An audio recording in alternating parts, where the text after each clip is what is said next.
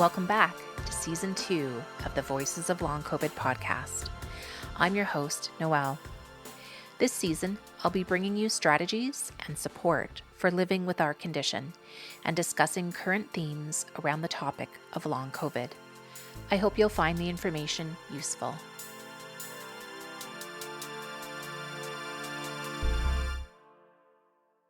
Today, we're diving into a topic that hits home for so many in our community, but is one that is not openly talked about: parenting while living with a chronic illness.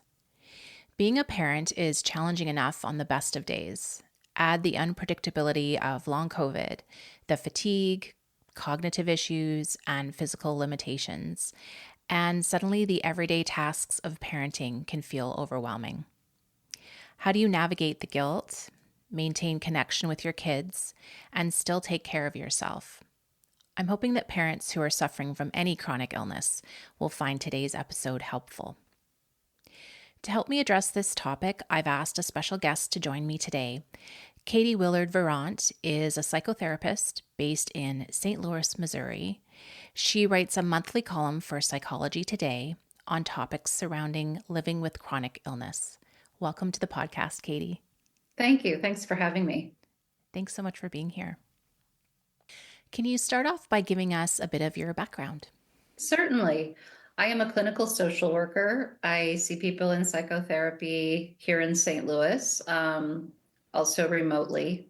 I have a general practice, but I do have a special interest in chronic illness, in part because I myself live with a chronic illness. I live with Crohn's disease, which I've had since I was 18. So when I came into the field, it wasn't my intention necessarily to have a specialty in chronic illness, but I found that the need was so great. And because I had lived experience, it really helped me to relate to what patients who came in with chronic illness were going through. And that gave rise to the column that I write to, an attempt to kind of, as you're doing with your podcast, to reach out to people that may not have access to weekly or biweekly therapy, kind of talking about these issues and trying to get, just to get out what some of these experiences are and how we might best manage them. Mm-hmm. It's so important to talk about these topics. And It is. what you write is so insightful and so empathetic. So Thank thank you. you. So when we're suffering from a chronic illness, the parenting doesn't just stop. How does parenting while living with a chronic illness like long COVID impact a parent's mental health and sense of identity? I think it's such an important question. For most of us, parenting is probably the most important job we'll ever do, and we take that very seriously. And I have seen people, and I have myself lived with the crushing disappointment that comes from feeling that you're not able to be the parent that you would be if you did not have illness. And while that's true, you would be a different parent because you'd be a different person. I guess I want to talk through the idea that the parent that you are as a person living with chronic illness can be a good parent, not only in spite of, but because of your own experience. Mm-hmm, absolutely. I have a 12-year-old and a 16-year-old, and I was and still am so disappointed that the type of parent I wanted to be, that was Yeah, super involved, to be a good role model in terms of being physically fit and cooking healthy meals every night, is just not possible for me anymore. But yeah. we really have to let go of that ideal and adjust to the new normal, right? And I think what's helpful about that is for our children. I mean, we know we all have a wish, I think, to protect our children, that our children may never suffer, as every parent's wish, right? And it's completely unrealistic because life happens. And I think parents who grow up in a household where a parent is facing a real challenge, like living with long COVID, and managing and saying, these are the things I can do, these are the things I can't do, it's a good example of resilience, of facing hardship. I think it can be a really positive thing for children to grow up in that environment. It gives them a strength because they've seen strength in their parent. Absolutely. What advice would you give parents who are feeling guilty or frustrated or even experiencing grief about not being able to do certain things with their children because of their illness? I think grief is such an important piece of this. Often when we feel frustration, anger, those are feelings, feel them, right? But often underlying that, I think grief is sort of the bottom of the pile of emotions, the feeling of things are not what I wish they would have been. If I were not sick, this would be different. And that is true, and that is worth grieving. And it's important to, I think, have a place to process the grief. As a therapist, I'm a big believer in therapy. I think that can be important. Friends, lots of people are on online or even in-person communities of other people who also experience chronic illness. That can be helpful, but having a place where you're understood and can talk about it, and also being aware that grief is an ongoing process. It's not like you move through it and it's like, well, that's it. Check that off the list. It ebbs and flows and comes back, and especially with raising children as they hit different stages, we re-experience that grief in different ways at different times. And just noticing that just like the tides come in and out, grief comes in and out, and it's very normal and it's okay. Mm-hmm. It definitely ebbs and flows, as you say. Mm-hmm. Yeah. Um, there is this pressure as a parent to be on at all times for your kids while your body is just not cooperating. Yes. What role does self compassion play in helping parents to deal with the emotional challenges of parenting? I think a big role. I really like self-compassion. I like the philosophy. I like some of the meditations and the books that are out right now on self-compassion. It's been a big field of study in the past several years because it really, really helps with so many things, especially with grieving. Um, Self-compassion is about allowing those feelings. It's also about joining in suffering, not feeling alone, feeling connected to other people in the world who are suffering and realizing that this is a part of life. It's not, we didn't do anything to deserve this. We're not bad people because this is happening to us. I think it's super important to be very, very gentle with ourselves as we navigate this. And again, these are wonderful lessons for children as they observe us, for themselves to have to see a parent having self-compassion, to have that modeled for them as a way to deal with themselves when they experience grief and hardship. Mm-hmm. And it's something, like you say, it's part of life, it's inevitable. And It is. giving them those skills is so important. Yeah, and I think giving the almost the idea that, there's such a wish to protect ourselves, protect our children, and it's understandable. But I think almost normalizing suffering, the idea that, it's not all cotton candy, and some days it's really bad, and that's just life, and we're a family, and we get through it together. Mm-hmm. How can the parent who is ill set boundaries and communicate their limitations without feeling like they're failing their children Mm. and while still supporting their children's needs? One thing that I think is important, especially for small children, sometimes for teenagers too, there's going to be pushback because that's what kids do. Kids are going to kid, right? So they're going to push back and say, you're mean, you're selfish, I hate you, I wish you weren't sick, you're a terrible parent. Kids are going to do that. I think being able, and it's a really hard task, it's much easier said than done, but to think of yourself as a container for their big feelings too. I think having the fortitude inside to know that setting boundaries is important for you and for your child, and being able to manage the pushback of their feelings of saying, yeah, it is disappointing, I wish it were different too, but it's not. Mm-hmm. And to expect that. Yeah. Yeah. Mm-hmm. Yeah.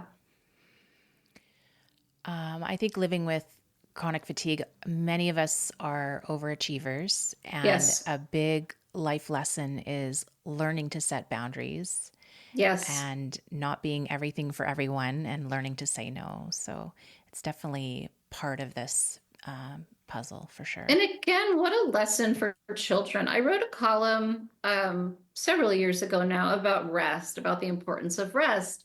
And a friend reached out to me and said, I'm, in my 40s, a father of two. Like this blew my mind. Like I just didn't grow up like this, that you could rest, a person could rest. Yeah. So I think again, our children watching us take care of ourselves to say, just like our bodies need food, our bodies need rest. And when my body needs rest, I honor my body. I think children growing up with that learn something really valuable. Yeah, it's interesting you say that. I've definitely noticed that my kids are learning how to rest, which, Hmm. like you say, I was never raised that way. So I had to Yeah. first teach myself how to rest, and Yeah. I still struggle with that. But it's good to see them feel comfortable enough to Yes. do that themselves. One way that I've changed my thinking on rest. I think, my own experiences, and I think of rest as a very productive thing. Most of us were raised like, well, rest, you're lazy, you're not getting anything done, what are you doing? But I've come to see rest as very, very, very productive. I'll put times into my calendar, like, right, like this is a rest time. That's And awesome. I'll Yeah. feel I'm doing, it's not nothing. I'm actively doing something for my body. Yeah. My new job is to rest and to Yes, heal. Yeah. absolutely. Absolutely. What strategies can parents use to maintain strong emotional connections with their children despite the limitations imposed by a chronic illness? I think what children want more than anything else is to be listened to and seen by their parents. And what's really great is that people with chronic illness who have had to slow down, who have had to face sometimes these unimaginable losses, are people who can be really in tune emotionally. And that is the most important thing, you know, to um, to spend time just listening, just asking the child, what was your day like? Tell me more, show me the thing that you're interested in. Um, there's a sense of parenting as doing, kind of what we're talking about. Our whole culture is about doing, but being as opposed to doing is really, really, really crucial. And children thrive. And and even if you're sick and you can't do, you can be with. Hmm. Yeah, I've kind of switched my thinking around that. And my son and I will watch a certain TV show together. My daughter and I will watch another TV show together. And really getting into that, which I wouldn't have been able to do if I was working full Yeah. time. Yeah. Yeah, no, it's a really nice thing. And just what you're talking about, that routine, I think children also appreciate that routine. So that idea of, we may not be able to, go run a race together, but we can have our special show that we watch together. It's incredibly important. Yeah. And, um, we do simple board games when I'm up for it, Hmm. and we try and find joy wherever we can and whenever we Yes. can. I'm going to have a whole future episode where I talk exclusively about finding joy. But yeah, I want to encourage parents to try and find that joy whenever you can with your children. Absolutely. We'll be back to our interview after a short break. This podcast is dedicated to all the long COVID sufferers out there. I hope you find a sense of community by hearing these episodes and maybe find some tips on how to make living with this illness just a little bit easier.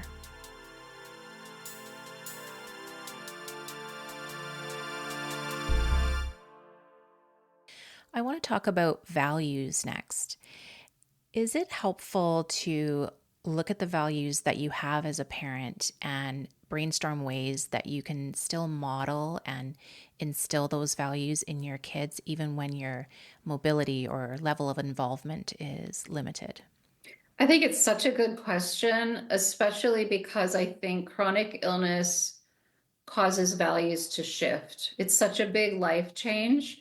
People often find themselves kind of giving up one identity and forming another identity. So, and there Mm-hmm. are just the whole event is so, the magnitude is so large that I think it definitely either changes or at least clarifies values. It's at the forefront of, wow, like this train wreck has interfered with my life. As I'm picking up the pieces, what is important to me? What are my values? And yeah, I think clarifying that in yourself and parenting based on those values is a very good thing.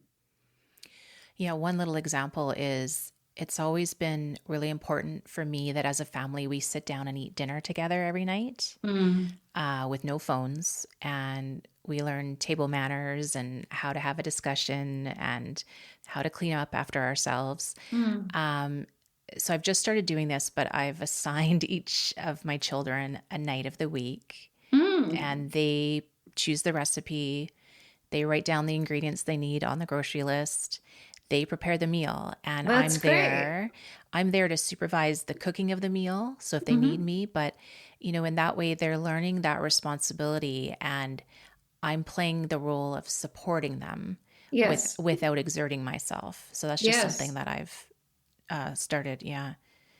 I think that's terrific. And what a sense of competence for them, this idea of, wow, I can make dinner, I can make a meal for my family. That's And it's one of their great. favorite foods. So they buy into it. Hmm. Yeah. Hmm. How can parents with long COVID or other chronic illnesses manage the emotional stress of not being able to engage with their children as fully as they would like? Are there any specific strategies that could help them to manage that stress? I think again, the grieving is such an important part of this, of being attuned to the grief, of tending to yourself in grief, letting yourself feel that grief, because it is loss. And also realizing you can't give from an empty well. Like the goal is to be able to be as present to your children as you can be. If you are ignoring your health, if you're winning the battle but losing the war, like you want to be there in for the long term, you want to be present and healthy, setting those, reminding yourself that you're taking care of yourself so that you can do your job. Hmm. And I think a big part of parenting for anyone is maintaining your own mental health and Absolutely. regulating your own emotions so you can be there for your kids. Hmm. And it's made so much more complex when you're dealing with the heaviness of your illness and your new physical limitations. I try to do what I can to regulate myself when the kids are at school, Right. try to meditate and get rested. And then I can be as present as possible when they're at home. Yes. I think that's fantastic. I love that you said meditation. I think it's really important. It can be formal meditation, it can be some people enjoy crafting but whatever brings you a sense of peace, well-being, flow. I think it's really important for everybody, but especially if you're living with a chronic illness. Hmm. I think it's so important to involve children in the conversation about your illness. How Hmm. can parents explain their illness to their children in a way that is developmentally appropriate and helps them to understand the situation? Yeah, good question.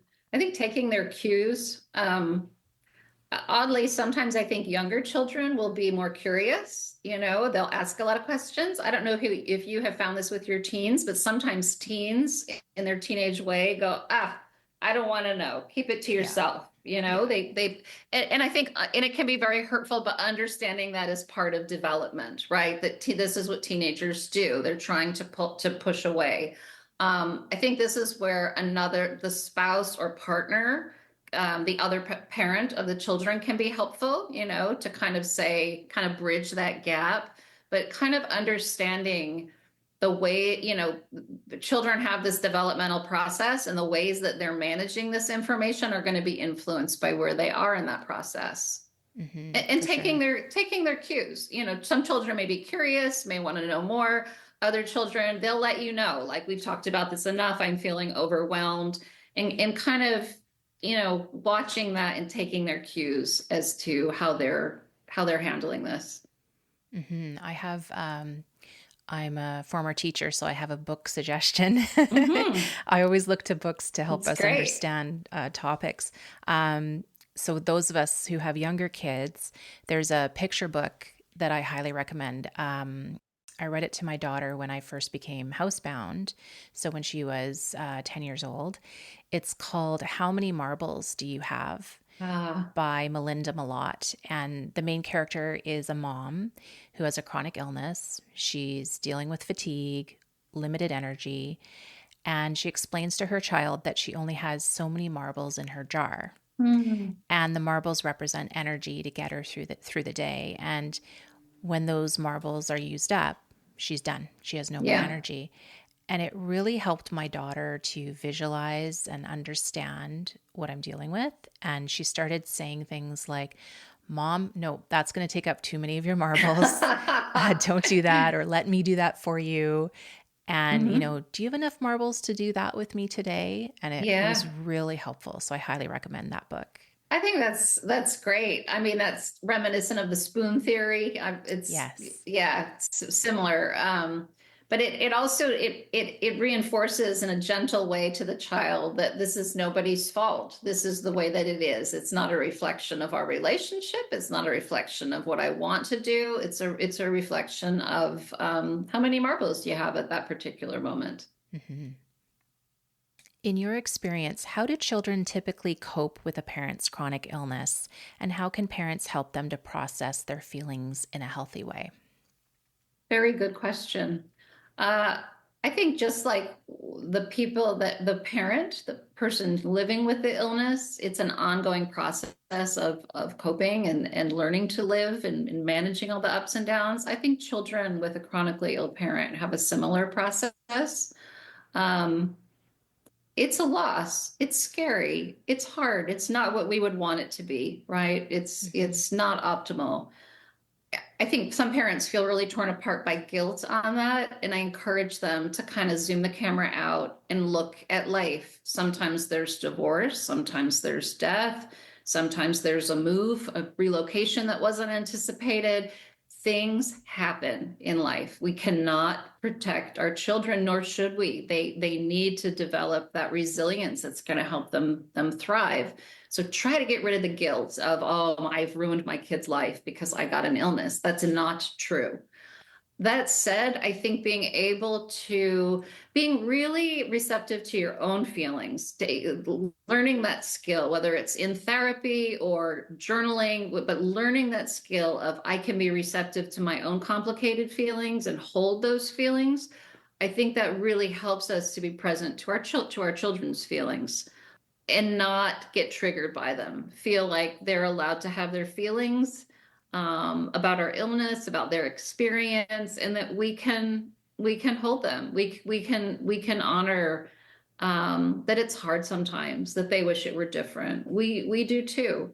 But the more that a parent, I think, can hold those feelings, cannot, not be destroyed by them. Feel like I hear that. I hear that that was really hard for you. I'm so sorry. I wish it were different. I think that is really powerful for children, that my parent is sturdy enough to bear my anger, my sadness, my disappointment. Hmm. Yeah, the mom guilt is huge for sure. Yeah, yeah. I was feeling this guilt about not being able to take them hiking every weekend like I used to do. Hmm. And I read in one of the support groups, I think it was on Facebook, somebody said, "You know what? Your kids are not thinking that way. Mm-mm. They're, you know, they're not sitting around disappointed. In fact, my kids are happy they're not hiking." Yeah. But I had this ideal in my head that this is what I was going to do, and Mm, they just want you to be there and be supportive and be present. absolutely. Hmm. Absolutely. And to the extent that there are things that either they want to do or you think are important in their life, let someone else, let another adult in. I mean, the more adults that children have, the better that is. I think there's envy there, of course. There's a sense of, God, I hate that their grandmother gets to take them to do this. I want to be the one. And honor that, acknowledge it. Fair enough, right? But this idea of I'm doing a good thing for my kid by bringing other adults in, by letting them have these experiences. And then I want them to come and talk to me about the experience. What Hmm. was it like? What did you see? Did you take any pictures? I think connecting over the experience, even if it's not one we directly had with them, can be really Hmm. helpful. What are some ways that parents can maintain a sense of normalcy and routine in their family life despite the unpredictability of long COVID symptoms? Well, I love your what you did with dinner. I think that's terrific. And finding those routine and the television programs with your individual kids, finding those things that don't feel like they take too many marbles, that we will be able to manage those. And making that routine is really important for both for the whole family, for parents and for kids, that these are touchstones that we rely upon. I think it's going to vary family to family. For some families, that meal is really important. For other families, it might be, a process before bedtime, or, every family needs to find their own. But what are the things where it feels like this is what I want to save my marbles for? This feels important to our family. Hmm. And also, I think having those routines, but also allowing for flexibility, Absolutely. which also allows you to live in the moment, which is a great lesson for everyone. Absolutely. Absolutely. And to manage disappointment, right? Like if there's a time when you say, you know what, it's not a great day for me. I'd love to watch our program. I can't do it right now. Let's put it on the calendar for tomorrow. That's a great lesson in flexibility, in accepting disappointment, in empathy. Yeah, these are good things for families to exercise. Hmm. How important is it to involve your spouse or partner and to have them on board? And what are some ways to do that? Think it's really, really, really important. And I think the couple too is often, not always, but going to struggle, right? This is a hard thing. It's hard for the individual, it's hard for the family, and it's hard for the couple as a couple. Everything gets renegotiated. But for the other parent to be able to have their own feelings, be able to accept, welcome, contain their spouse's feelings, that's a helpful thing. I think also as a bridge to the children, that we've talked about children having their own feelings, and that's a good thing. But we also, children need to be, there are limits, right? And the spouse can often be a good person to say, I don't think you're being very thoughtful of mom this week. And here's why. I want you to watch that. Like the spouse can be a really good bridge there. Hmm. And living with a chronic illness in your home often involves the changing of family roles, and you Yes. need to have discussions about that and make sure that you're a team. Yeah. Yeah. Big time, big time. And I think too, and it's really hard, again, those limited marbles, often the couple's the last on the list. You know what I mean? Just like I got the marbles for the kids. I got the marbles maybe for myself half the time. I got no marbles, but kind of recognizing that and saying, okay, understanding that this is the facts. How do we make time for ourselves as a couple? What does that look like for us? Hmm. It's important to prioritize that for sure. Hmm.